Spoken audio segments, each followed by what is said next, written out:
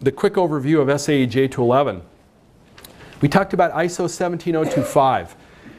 J211 also has an International Standards Organization analog, and that is ISO 6487. They're not exactly the same, but they're close enough to call it the same. Let's talk about the status of J211. It was first published in 1970. The last official revision was in July of 2007. What we try to do in the Instrumentation Standards Committee is publish a new version of SAE J211 every 5 or 6 years. And so you can expect the next revision to 211 in either the end of this year, but I'm guessing, knowing how the committee works, as Rick pointed out, the committee takes a while to figure stuff out. Probably 2012 there'll be a new version of J211. We meet twice a year. We meet in April during the SAE Congress in Michigan, and then we meet typically in the fall, in October. So the next meeting is coming up on April 15th. Now, we're working on a lot of things. We're trying to make SAE J211 a better guidance document for you guys and ladies. J211 right now, there's some things that are kind of cryptic in it. And we also think that it can be more of an educational document. That's one of the things that I'm championing with that document. So in the coming years, we're going to try to provide better information about things like, wiring procedures, and what do you do with some of the newfangled sensors that are coming out. And for example, we've got a new system called the Ribeye at Humanetics that actually uses, it's a totally optical displacement system that will have its own cares and concerns in the data world. So we're going to address those things. The mission of J211 is very simple. It is that by everybody following the same practice, that we can have meaningful comparisons between different testing locations.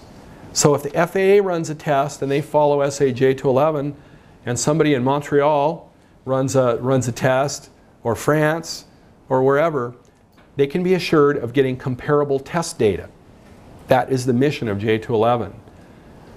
There are several parameters that apply to the measurements, as well as many other things like photometry or photometric analysis. But I'm going to just point out the key ones here.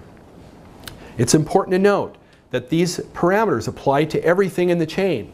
They apply to the sensors, to the DAS, and even the processing software. Okay? So when you buy a sensor, you have to make sure it's compatible with SAE J211. When you buy a DAS, you need to make sure it's compatible. Your processing, your post-processing software needs to do things in accordance with SAE J211. So, very simply, we've got linearity. That's simply how accurately does a transducer and a DAS measure over its range. We've got amplitude against frequency. We talked about what's meaningful frequency content. Very, very well specified in SAE J211. And typically, we've got two filters in the modern DAS. We've got the hardware filter, which is often referred to as the anti-alias filter, and then we have a post-processed digital filter. Now, SAE J211 Class 1000 has a very strict corridor depicted by the black lines here.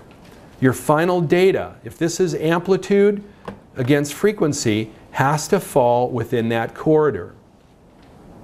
So, you can have the greatest DAS in the world, but if you don't have processing software that puts the final data into that corridor, then you're not necessarily doing it right.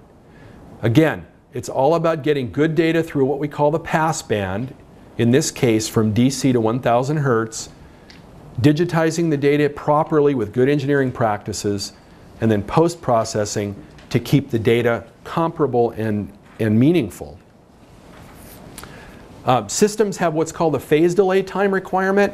I'm not going to go into the details of this, but if you take data on 30 or 100 or even 300 channels, like is common in the automotive world, you need to have some assurance that the data lines up from the different channels.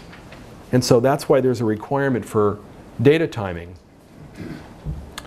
Time base. Well, remember, analog to digital conversion is taking snapshots of amplitude at time slices. So your time base better be good. If your time base isn't good, then you're not making comparable data from one test to another. We need to make sure the data is time aligned, and then in most tests there's a requirement that we understand when the test started. That might be in a full-scale test. It might be when the vehicle or the fuselage hits the ground. It might be when the sled starts to fire.